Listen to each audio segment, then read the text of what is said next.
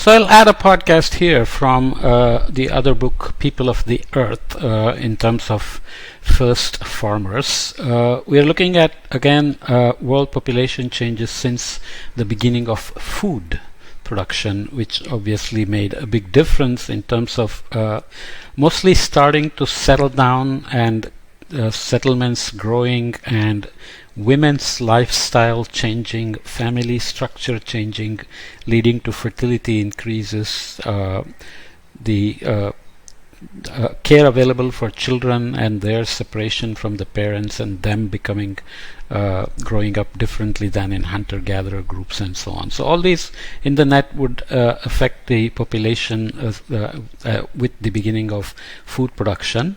There has been an explosion in all human population densities in the past 10,000 years. So here are the population growth rates, 0.0015% per annum to jumping to 0.1%. So you can see that's almost 2 orders of magnitude, and that's where the beginning of the food production happened. Obviously these are estimates and one has to be careful, but it's pretty clear that there was a massive turn in the population growth rates beginning with the Holocene and first farmers, food production, animal domestication, and so on. But this is especially much more clear that in the 18th century we jumped to 0.3% per annum, 19th century was at 0.6% per annum, and we reached 2% per annum. But as I've said already before, fertility rates are dropping, especially with the education of women, and populations are beginning to flatten out even in a big country like China, and hopefully India will accomplish the same. But Japan and several European countries are already below replacement rate, which means a couple is having less than 2.1 kids. So that's something now is being raised as an alarm, especially by if you heard of Elon Musk saying there is a population problem, that he will keep having children, and I think he has 7 or 8 children. I'm not sure that's needed, but nonetheless. Looking at the features affecting seed dispersal and spikelet implantation in wild and domesticated einkorn wheat. We'll look at this again in some other places. So the cereal crops that got domesticated have to have had certain characteristics for them to be useful for humans. So we are looking at a ripe ear in the process of shattering and thereby shedding its spikelets. The ear ripens from the top downward. So wild einkorn, which is a wheat showing its brittle rachized ear. As I said, I will say again this, I'm not sure exactly how it's pronounced. Of course I can look it up, but you can do that. And arrow-shaped spikelets adapted for penetrating surface litter and cracks in the ground, so that once they fall they can find their way into the soil, nutrients, and then grow. This is basic survival instinct of the grasses themselves. So the basal few spikelets which generally fail to articulate. Near ripe spikelets will attach still attached in the ear, and ripe spikelets disarticulating and falling to the ground as ripening rachis maybe breaks into its constituent segments. Here, a single disarticulated spikelet viewed from its inside adaxial face. In this case, the spikelets contained a single grain. So it has all these details which I'm not sure we necessarily need to go into. Smooth rounded edge of the rachis point, clean semicircular disarticulation ear, one segment of the brittle rachis, backward pointing hair from the rachis, backward pointing barbs on the glume angles, pointed glume tips facing backwards like tanks, and smaller on of this sterile upper floret, robust on fertile of the fertile lower floret, and long springy awns with backward pointing barbs here. In this figure, we are looking at some more details that I think I'll skip. This is from this is wild einkorn and domestic einkorn.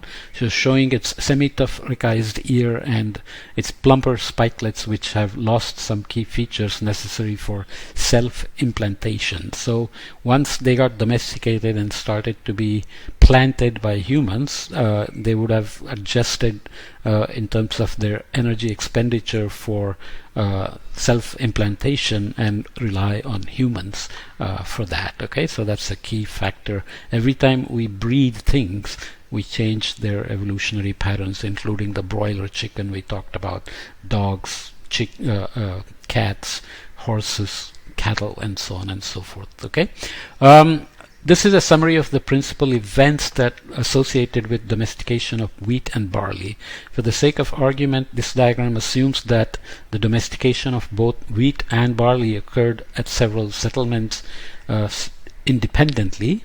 Key to the table here is non-husbandry domestication. Husbandry cultivation methods are incapable of causing domestication.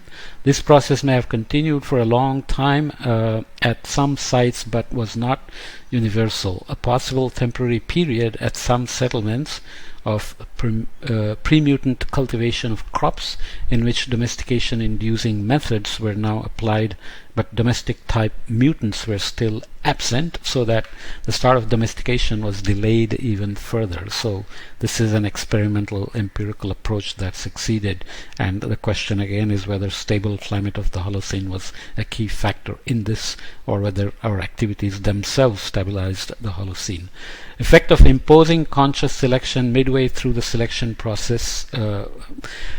The primary domestication curve without conscious selection, fluctuations in completeness of domestication due to incomplete fixation of modifier genes, transmission of seeded stocks of domesticates to farmers practicing sporadic cultivation and even to hunter-gatherers. Also, transmission of the knowledge of domestication inducing methods of husbandry to farmers lacking the technology. Abrupt appearance of domesticates in settlements that had just acquired domesticated seed stocks through exchange, and later independent domestication of crops at other settlements. So I just read it. It's all the keys that are used. So here are the various things in time. So this is the passage in time. You can think of transitioning for hunter-gatherer who were utilizing wild cereals, which may be growing around human settlements because of the nutrition that humans produced with their waste, urine and feces. Okay, so let's say this is the gathering of wheat and barley grain from wild stands declining. So cultivation using methods incapable of inducing domestication. Cultivation domesticates in these colors. Pre-mutant cultivation, pre-domestication cultivation in the green colors, and transmission of ideas and domestic seed stocks like seed corn in this color. So I'm not even sure. Yeah, so this is the lighter color and this is the darker bluish color here. So just to look at it, cultivation of domesticates, steadily increasing numbers of farmers cultivating fully domesticated cereals through the Holocene.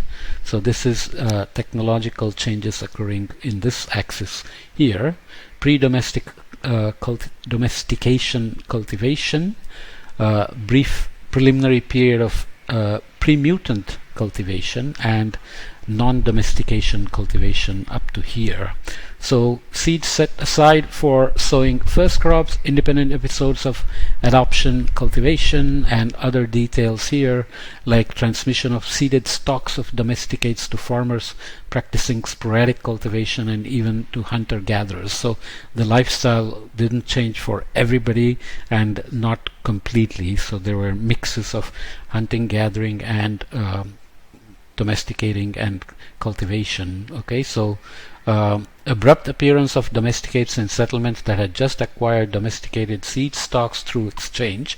So suddenly you get some seed stocks from another culture or community or settlements or chiefdom or whatever, and then you make a big jump in the domesticates, and later independent domestication of crops at other settlements. So this is obviously a very schematic thing without much specific timing, but in summary, the first farmers, many late Ice Age and early Holocene hunter-gatherer societies were pre-adapted to food production, as they were already exploiting some food resources intensively and following more sedentary life ways.